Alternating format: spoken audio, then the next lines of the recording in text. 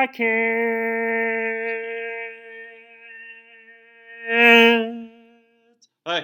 I'm going to do a little instructional video about rotational energy. Okay. Remember, just like everything in the rotation unit, you just need to think about the linear stuff and then apply the rotational stuff to it. So first of all, okay, something that is rotating has energy. You guys all inherently know this. If there's a spinning fan, don't put your head in it. Why? Because that fan, even though it's spinning, okay, even though it's not moving along, still has energy. It has rotational energy. That fan can do work on you because of its rotational energy. Don't put your head in. Don't put your fingers in. Okay.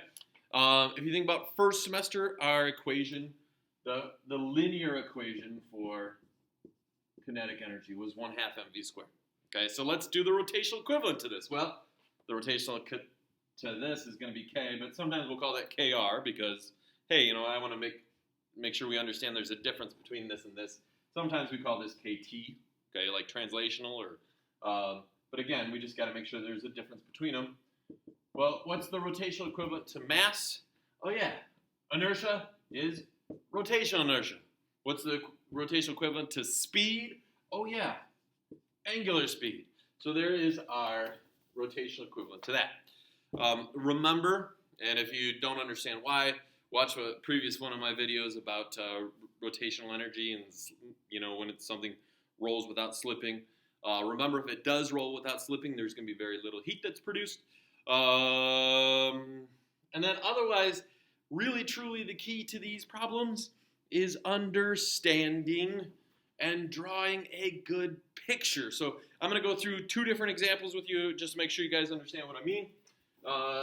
Here we go. So let's say I have a picture like this, our 2-body problem from first semester, but it's going to be different. Why is it different? Because now I have a pulley, and this pulley has a mass. First semester we did essentially massless pulleys. We didn't have to worry about it. Now we have to worry about that pulley, which also means, guys, this guy's going to accelerate down. This is going to accelerate that away.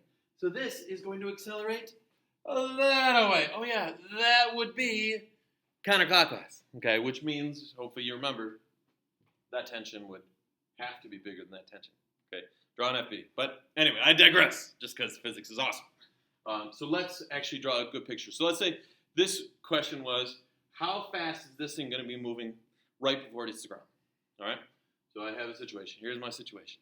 Okay, we could do this the old way where you would have to do all kinds of kinematics and dynamics, and it would just be awful and it'd take forever.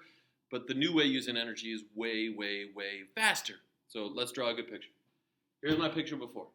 Okay, I got to draw a good picture for after. So here is my after picture.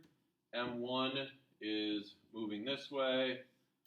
My pulley is rotating. So remember, we have to include that. That's significant. And then M2 is moving this way. So there's my after picture. So let's, write out an equation for this. Okay, so couple things.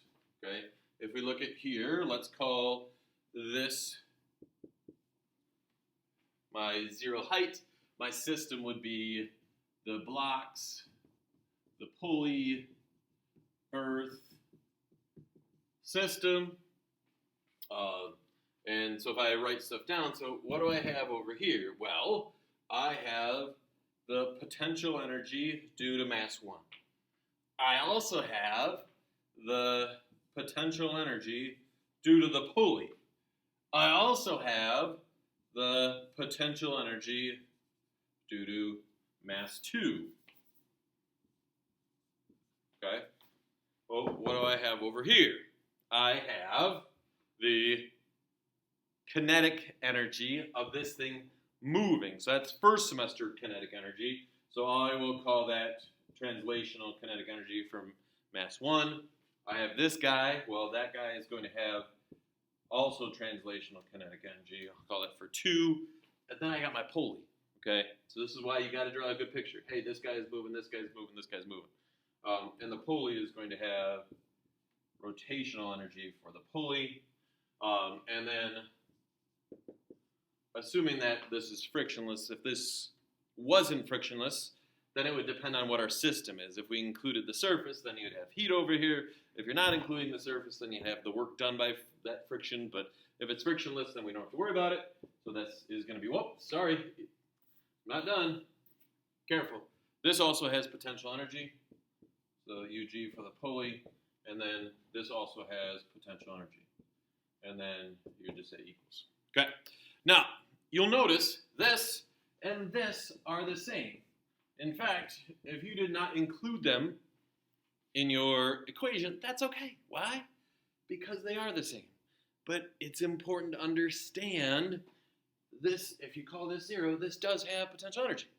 Okay, so if the question asks, hey, how much energy does your system have? Well, it'd be this plus this plus this. Okay, if the question asks, which is what we did, how fast is it moving down here? We're looking for that. Okay, so let's, and then that would be the same with this guy. That would be the same. So you would end up with this equation. So then if we were to write this out, this would be M1GH, where that would be my H, equals 1/2 M1V squared plus 1/2 M2V squared. Now, these two V's would be the same because, hey, it's connected by a string. Even though there's a pulley in between, it's still, however fast this is moving, that's going to be moving. Plus 1/2 I omega squared. And then you can plug stuff in and stuff. Now, depending on the question, maybe if the question gave you the mass of this and the radius of this, well, you could get this in terms of V, okay? If it gave you what this is, you could, if it said, hey, consider this a solid disk, well, then that would be 1/2 the mass of the pulley, r squared, where r would be the radius of the pulley, but you get the idea, okay? So there's one setup. Here would be a different setup. So let's say you have this question. Let's say, we did a problem where you have a ball. It's going to roll down a ramp. It's going to roll across the table. And then it's going to roll off the floor. And we want to determine the speed right before it hits the ground. Okay? So again, we got to draw a good picture. This picture is not nearly enough. Okay? So we'll say it's a solid ball. Okay. It would have to roll without slipping. Roll without slipping. Which means there definitely is friction, because otherwise it's not going to roll. But it also means if it rolls without slipping, very little heat produced. So again, if you're not sure about that, go back and watch a previous video. But then I got to draw a better picture to show this. So if you take a look, well, at the start it's not moving. Here it's rotating and it's translating. Okay, and then here it's going to be rotating the same speed it was up here, because there's no friction acting on it here, so whatever speed is rotating there, it's going to be the same as rotating there. And then now it's going to be moving down at some angle like this, where this component is the same as that component. Okay, and then there would also be that vertical component. But really, if we're looking for the speed, that's our goal, is to figure out how big is that resultant speed. Everybody follow okay? All right, so if we set up our equation, if I call this point A, maybe I'll call this, since I'm just going to here, I'll call that point B. Since I'm going to here, I'll call this my zero height. And if you were to set up your equation, it would be A to B, where I have UG down here. And then at the end, does everybody see, I have KR and I have KT. Okay. Actually, you know what? Let's do it this way, because I think we're going to have to do it this way. We'll go A to B, and then we'll go B to C, just to help us out and make sure we really understand it. But at point B, you would have KT, and you would have KR, and you would have a different potential. So I'll call this the potential at A. This would be the potential at B. Hopefully everybody sees why. So bigger potential, smaller potential. And then at point C, you would have Kr plus Kt, where these two would have to be the same. Okay? These two would not be the same. This would be higher than this. This would be smaller than this, but then you could plug stuff in and stuff. So, I hope that helps. Bye, kids.